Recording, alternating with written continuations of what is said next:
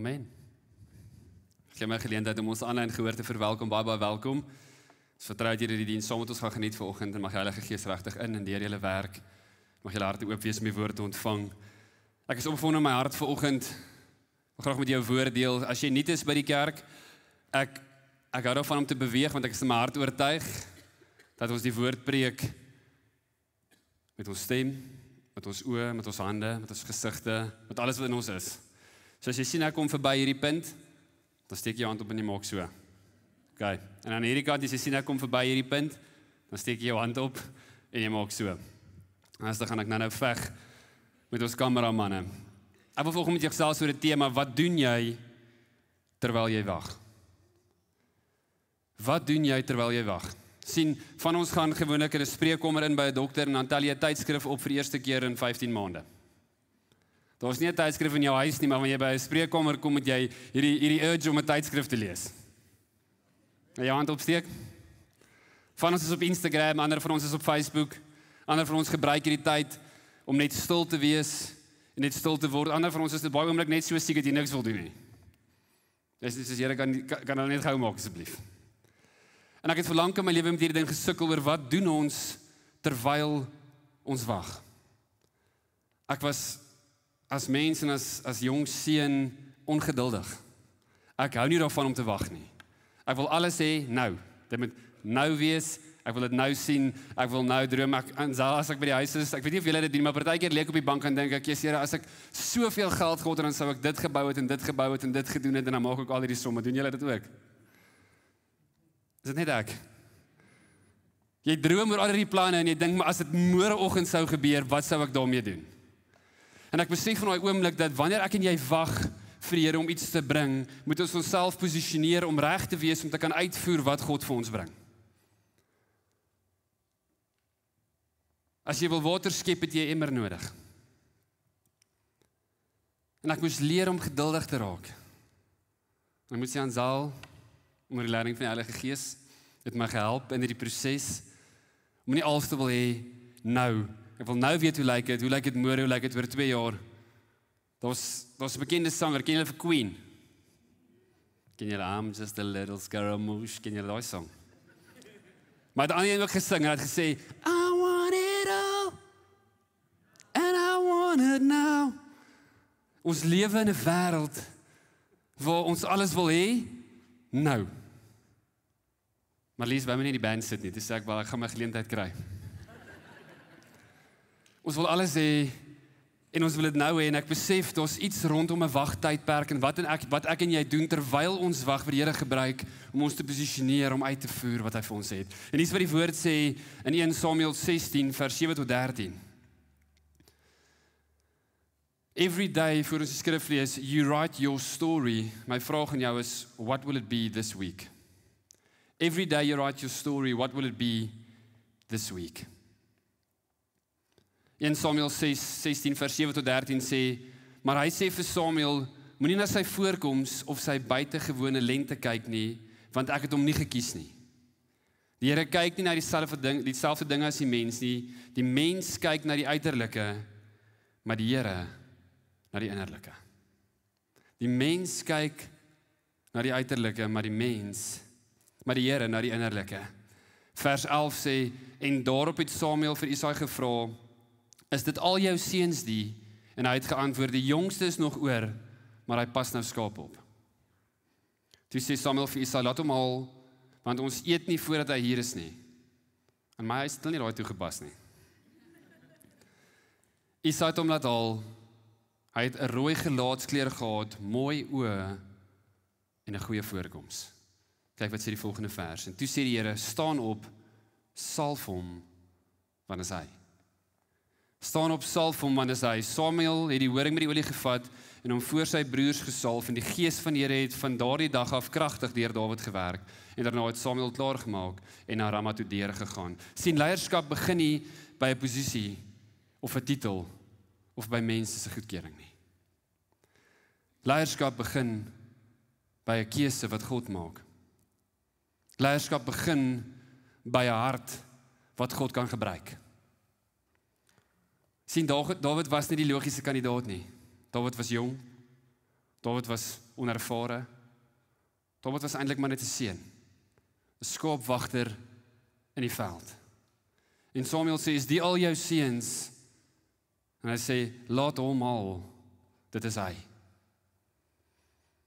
Sien, my vraag is, wat doen jy terwyl jy wag? Want hier is die ding, Samuel het vir Dawid gesalf om koning te word, maar Dawid het nie dadelik koning geword nie. Dawid moes wag, daar was 'n tydperk voor Dawid se salwing en Dawid wat koning word. Daar was 'n tydperk wat Dawid moes wag. Daar was 'n tydperk waar ons sien Dawid ontwikkel gawes in sy lewe. Sien, hier sê Dawid wag, maar hy wag met gehoorsaamheid. Dawid wag, maar hy wag met die intensie om te ontwikkel dit wat God in hom geplaas het. En omdat Dawid gehoorsaam gewag het, hallo kerkfamilie, sien ons nie net Dawid as die skaapwagter nie. Ons sien later vir Dawid as 'n leier. Ons sien later vir Dawid as 'n vriend van Jonathan. Ons sien later vir Dawid as 'n musikant. Ons sien later vir Dawid as 'n koning. Ons sien later vir Dawid as 'n krygsman. Toe hy vir Goliat verslaan. Daar's iets wat ontwikkel in Dawid se lewe en baie keer is ek en jy net so vas. Verpes my so as mense vra, wat doen jy? As ek soos lees die Bybel, dan kyk jy wat Dawid gedoen het. Hy was Dawid, gekies deur die Here, en hy het gedoen wat nodig was in die seisoen om hom deur te sien, om God se roep oor sy lewe uit te voer. En partykeer kan ek en jy onsself so vinnig in boksies sit, maar ek is sien ons iets wat ontwikkel in Dawid se hart en Dawid se lewe, om te kan effektief uitvoer dit wat God oor sy lewe gespreek het. En hier is die geestelike beginsel, ons heerskappy is oor die skepping, dis nie oor mense nie. Ek en jy heers oor die aarde. Ons het daaroor gepraat, die woord sê, die aarde wag vir openbaring van die seuns en dogters van God, sodat ons die koninkryk kan vrystel, geregtigheid, vrede en vreugde in en deur die Heilige Gees. Dit was 'n wagtydperk vir my en jou, om te belyn met dit wat God oor ons gespreek het. My vraag is, wat doen ons in daai tydperk, terwyl ons wag? 'n Leier beïnvloed eerder, as om te beheer. 'n Leier beïnvloed eerder, as om te beheer. En ek en jy, is elkeen leiers, in ons eie manier. Spreuke 22 sê, ouers is soos 'n boog, en kinders is soos pyle. So nou vir jou vra, wat bepaal waarheen die pyl gaan? Hallo kerk? Wat bepaal waarheen die pyl gaan? Die boog? Of die skut wat die boog vashou? Albei. Dankie. Sien, maar ek en jy as 'n boog toelaat dat die skut, die hemelse Vader ons vashou en lei deur sy Heilige Gees, dan sê dit, is kinders soos die pyle in 'n hand van 'n boog. Ek het 'n verantwoordelikheid om ons kinders te lei, om afhanklik te wees van die Gees van die Here, om ons rigting aan te wys, om te kan sensitief wees vir wat God wil doen.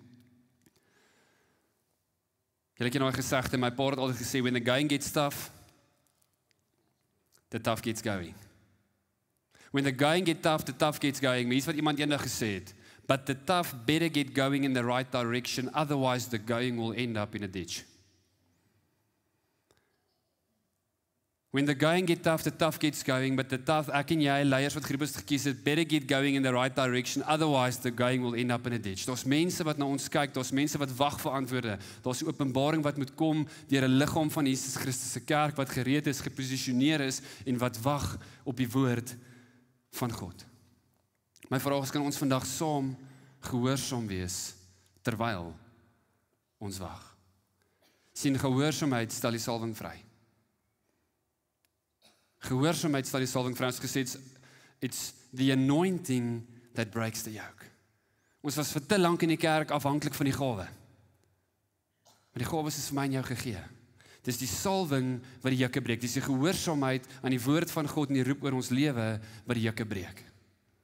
Kan ek en jy gehoorsaam wag in hierdie tyd? Sien, sonder gehoorsaamheid het ek en jy geen effektiewe bediening of roeping nie.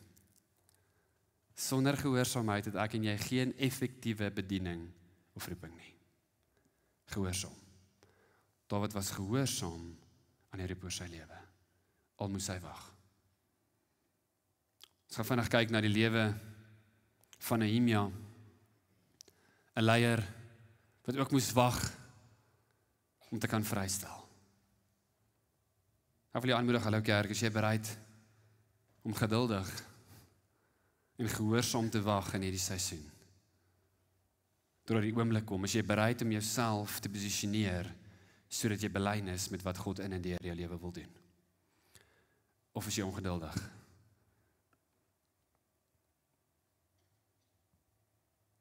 Sien ek en jy het nie net die geleentheid nie, maar ook die verantwoordelikheid om onsself te belyn en om gehoorsaam te wees. Die volk van Israel het herhaaldelik teen God in opstand gekom en hulle was uitgevoer ballingskap toe. En dis wat dit sê, na 70 jaar het God sy belofte vervul en hy het die volk teruggebring en daar was 3 terugkerings na Jerusalem toe. So die eerste een was onder Yeshua, die hoëpriester wat die tempel herstel het. Die tweede een was onder Ezra wat gekyk het na die wet en geestelike gesondheid en die derde terugkering was onder Nehemia. En Nehemia wil iets spesifiek doen. Hy fokus op die herbou van die stad, die mure en die beskerming van daai stad. En net soos Dawid was Nehemia ongewoon. Dawid was 'n skaapwagter. Hy moes sy beurt afwag. Nehemia was nie 'n pragmatikus nie. Hy was nie 'n profeet nie. Hy was nie 'n koning nie. Nehemia was net 'n gewone man. En dis wat dit sê. Hy was 'n bekerdraer. Van Afrikaans sien ek sê bekerdrager. Ek weet nie of julle weet wat se die regte een is nie, weet iemand. Hy was 'n bekerdraer in 'n vreemde land. En tog het God in sy hart 'n las geplaas vir 'n volk. En dit het vir hom 'n pad van leierskap oopgemaak. En dis 5 punte wat ek vanoggend met jou wil vinnig deurgaan. Terwyl ons kyk na wat ek en jy doen terwyl ons gehoorsaam wag vir God om ons vry te stel. Sien, as 'n bekerdraer moes hy jarelang getrou dien voor die deur kon oopgaan om Jerusalem se mure te bou. Sy wagtyd was 'n tyd van gebed, van voorbereiding, van verhouding bou. En hier's kenmerke van 'n leierskap wat ek en jy nou kan kyk vanoggend. Hier's wat dit sê in Nehemia 1 vers 3 tot 4. Hier is die 5 punte. Las, woord. Skryf julle, kyk julle. Ons gaan kyk na las en woord eerste, dan na 3, 4 en 5, toewyding, gebed en strategie en volharding. Hier's wat las sê, Nehemia 1 vers 3 tot 4, en hulle het vir my gesê, die balinge wat teruggestaan het, beleef daar in die provinsie Juda groot elende en smaad. Die muur van Jerusalem lê om, en die stadspoorte is verbrand. By die aanhoor van die woorde het ek gaan sit en huil, en daar lank getreur. Ek het gevas en tot die God van die hemel gebid. Nehemia het iets gehoor, en onmiddellik het daar 'n las in sy hart ontstaan. 'n ware leier begin nie met 'n plan of posisie nie. 'n ware leier begin nie met 'n plan of posisie nie. 'n ware leier begin met 'n las in sy hart. En hier's wat dit sê, 'n las laat jou raak sien wat ander miskyk. 'n las laat jou 'n gevoel kry van wat God se hart beweeg. 'n las dryf jou na gebed, voordat jou na aksie dryf. En my vraag vanoggend aan jou is, waarvoor dra jy 'n las in jou hart? Sien, want as jy begin by die plan en by die posisie, dan mis jy dit. Begin by 'n keuse van God en 'n hart wat gereed is. En jy sit dalk vanoggend hier en sê, ek weet nie waar om te begin nie. Waarvoor dra jy 'n las? Dra jy 'n las vir kinders? Dra jy 'n las vir hospitale, vir siek mense, vir bejaardes? Dra jy 'n las om mense, waarvoor dra jy 'n las? Wat is in jou hart? Sien, want wanneer jy verstaan dat jy daai las dra en die woord sê dat Jesus se las is lig en sy juk is sag, kan ek en jy ons laste vir hom gee, net soos wat Nehemia 'n las gehad het en getreur het vir dit wat nie gebou was nie, kan ons in daai plek kom waar God dit in ons harte wakker maak. Ons dra 'n las. Vir my en jy om effektiewe leiers te wees in 'n gemeenskap, Hallo Kerk, het ons nodig om 'n las te dra. En ek gaan hierdie met jou deel vanoggend, want ek het vir baie lank in my lewe nie 'n las gedra nie. Sien, my liefde vir die krag van God en vir wat God vir my kan doen, was belangriker as sy liefde vir my. Tot iemand eendag vir my gesê, you can never minister to God's people if you don't love God's people. Sien, wanneer ek nie 'n liefde dra vir ons medemense, wanneer ek nie 'n liefde dra vir 'n wêreld wat stikkend is en wag vir openbaring nie, sal ons nooit die las dra nie.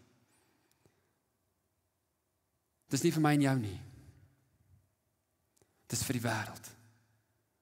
Sodat God in en deur ons dit kan doen. En ek wil jou aanmoedig in hierdie week, as jy nie 'n las dra nie, om te bid en vir Heilige Gees te vra om 'n las in jou hart te sit vir sy koninkryk.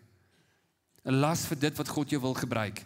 Nehemia 1 vers 8 tot 9 sê, dink tog aan die belofte wat U aan my dienaar Moses gemaak het. As julle ontrou is, sal ek julle onder die volk verstrooi, maar as julle tot my bekeer en my gebooie gehoorsaam en nakom, sal ek julle weer bymekaar maak. Al is julle oor die hele aarde versprei, as julle terugbring na die plek toe wat ek gekies het, om my naam daar te laat woon. Sien, wanneer Nehemia bid en hou hy vas aan wat God gesê het, hy herinner God en homself aan die belofte. So skryf in Engels wat sê, put me in remembrance of my word. Ek en jy het 'n verantwoordelikheid om God te herinner aan die beloftes in sy woord en ook die beloftes oor ons lewe. Nie omdat God dit nie kan onthou nie, want omdat God is die woord. Weet julle dit?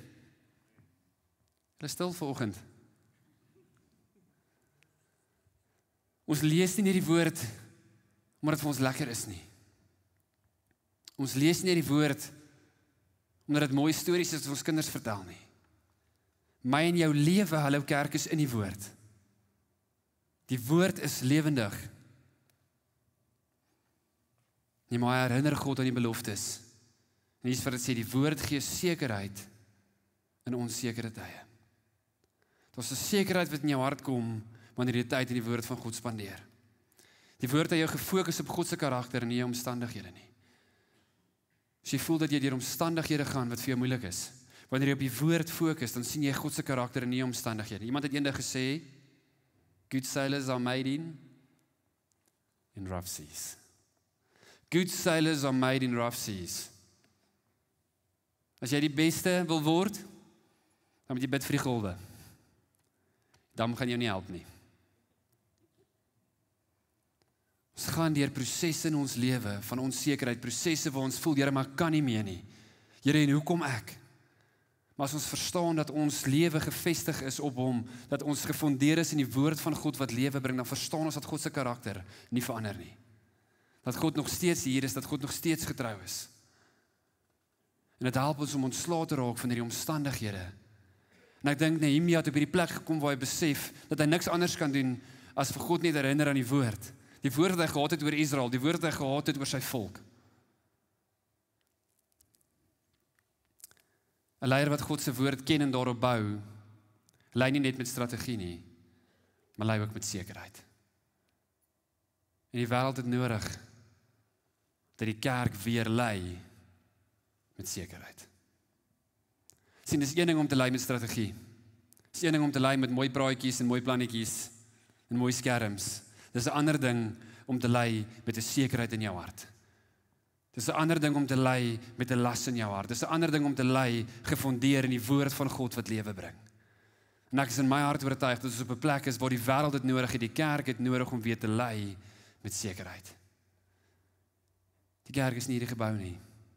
Hallo kerk, die kerk is ek en jy, die liggaam van Jesus Christus. Nehemia, amper sê ek Nehemia. Was 'n Engelse kerk. Nehemia 2 vers 1 tot 8 sê die volgende: dit was in die maand van Nisan, die 20ste jaar van koning Artasasta, die wyn was voor hom en ek moes dit optel en aan hom gee. Ek was nooit bedruk voor hom nie, maar die dag sê die koning vir my: hoekom lyk jy so bedruk? Is jy dalk siek? Nee, hartseer dan. Maar sê ek was bang, maar ek het vir die koning gesê, mag die koning baie lank lewe. En hoe sal ek dan nie bedruk lyk as die stad waar my voorvaders begrawe is in puin lê en sy poorte verbrand is nie. Daai pyn is reggespel vir die van julle wat gewonder het. Dis nie pyn soos pyn nie, dis pyn en ruïns. In puin lê en sy poorte verbrand is nie. Toe sê die koning vir my, is daar iets wat jy my wil vra? Wie van julle daarvan gehou?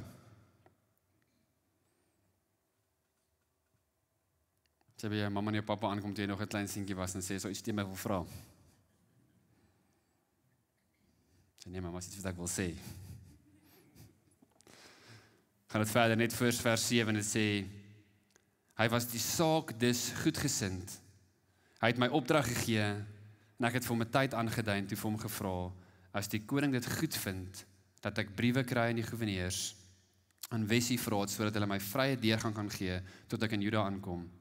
Ek het ook 'n brief aan Asaf nodig, die opsigter oor die staatsbos, dat hy my kan voorsien van hout, om die poorte van die vesting by die tempel te maak, en vir die stadsmuur, en vir die huis, wat ek sal bewoon.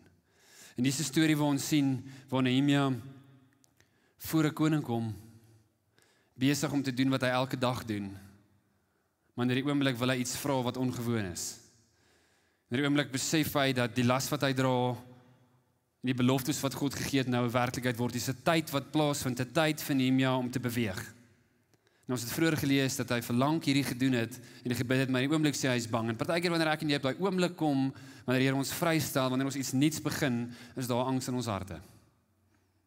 'n Angs vir dit wat kom, 'n angs vir dit wat ongewoon is. En maar sê vir die koning, ek is bang.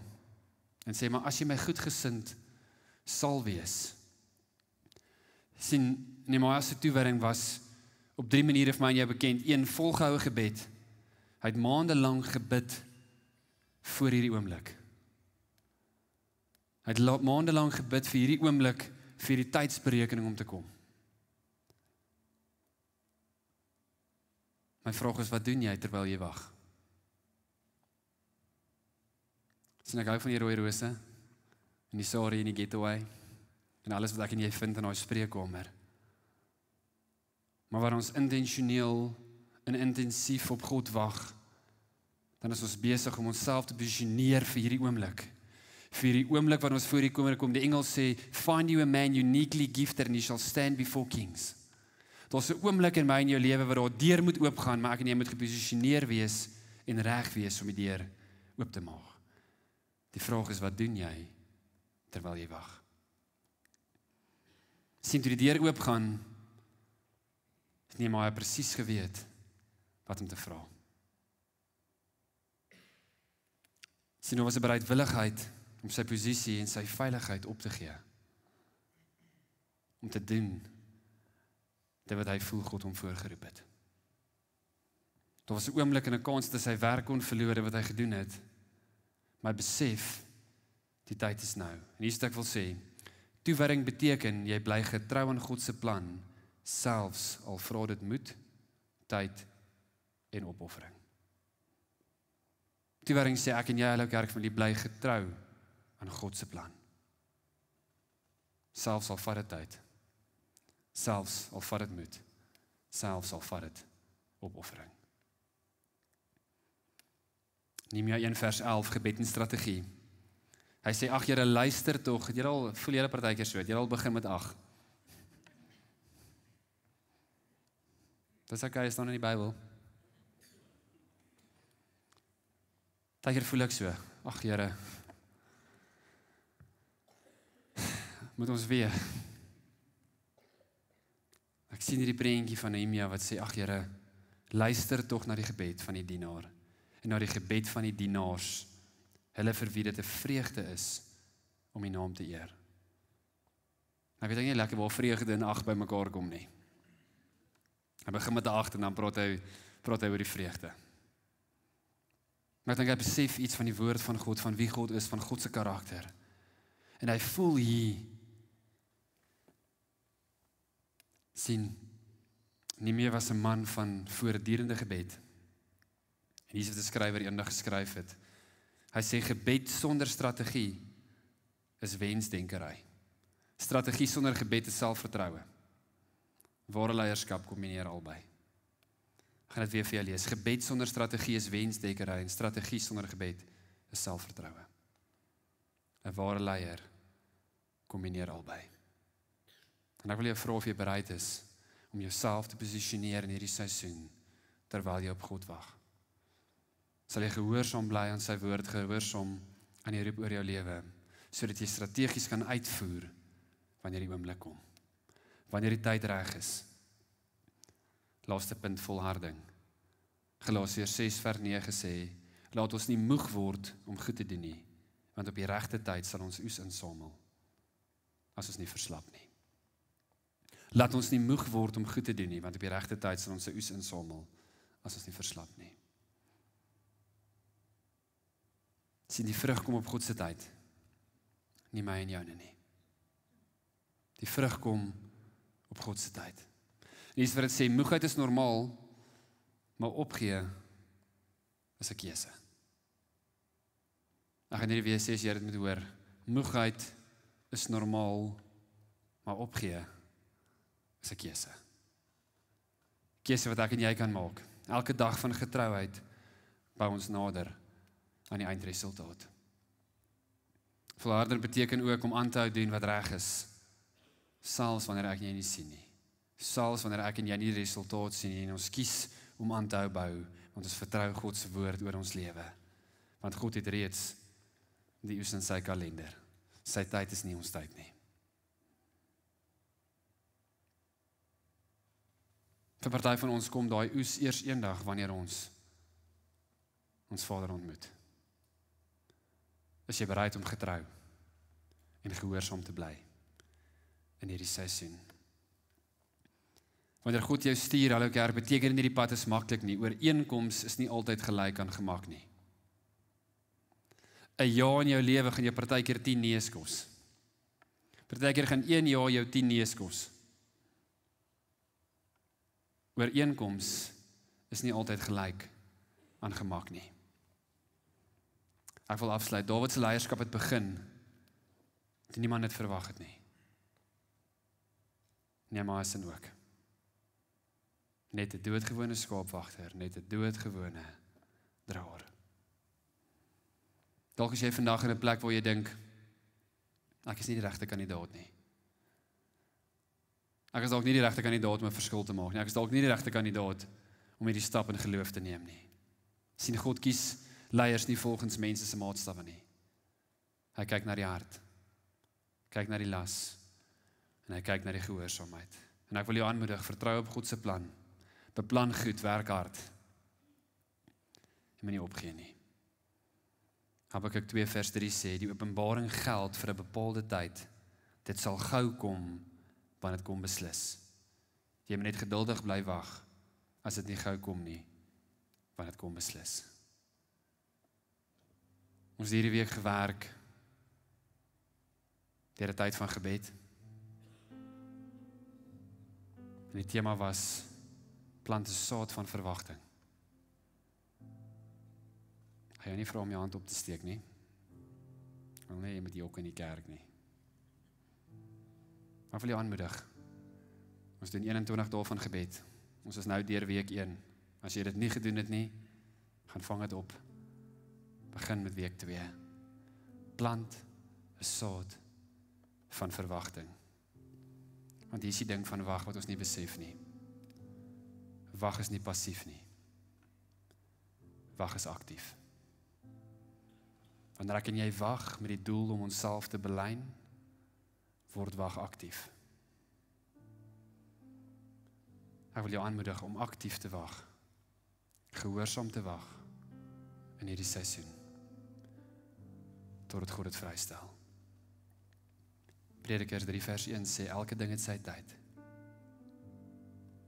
Elke ding het sy tyd. En ons het tyd vir my en jou ook. 'n Tyd wat God ons gaan vrystel, net soos wat hy Dawid gekies het. Net soos wat hy Nehemia gekies het. Is jy bereid om in gehoorsaamheid te wag? Ek wil hierdie oomblik gebruik om vir jou te vra om net jou oë toe te maak.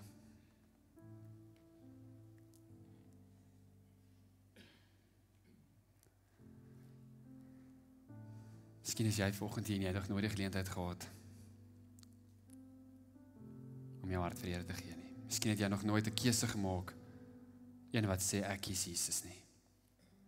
En ek vra met elke oog toe, elke hoof gebuig. As jy vandag daai keuse wil maak, wil ek jou vra om net vinnig jou hand op te steek en te sak.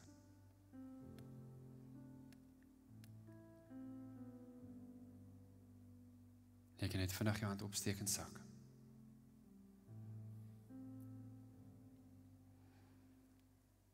Ek wil oor jou verklaar vanoggend dat God Gees is, dat God almagtig is, dat God liefde is, dat God jou lief het, en sy hartsbegeerte dat jy sy kind sal wees.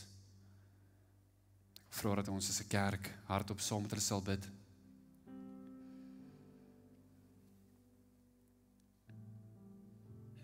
Sê Jesus, ek glo dat jy die Seun van God is, dat jy gesterf het om vir die straf van my sondes te betaal. Ek maak vandag deur van my hart oop en ek nooi U in om my verlosser en my saligmaker te wees. Ek dank U, Papa Vader, dat my naam nou in die boek van lewe geskryf is. Ek bid dit in geloof en ek bid dit in Jesus naam. En almal sê, kom ons geef hulle lekker hande klap. As jy jou hand opgesteek het vanoggend, wil ek jou graag verwys na skakel agter my Ek is Jesus vir 2 redes. 1, ons wil graag vir jou bid op jou naam. En 2, ons wil jou help met die volgende stap. Voor ons afsluit wil ek ook hierdie geleentheid gebruik om vir die aanlyn gehoor totsiens te sê. Ek het die volgende geskryf en ek wil hê jy moet dit hoor. Dit sê God gebruik gewone mense met 'n buitengewone las, gewortel in sy woord, gevul met sy gees om buitengewone dinge vir sy koninkryk te doen. Leef met 'n hart van gehoorsaamheid soos Dawid en Nehemia en laat toe dat God jou hart vorm vir sy doel.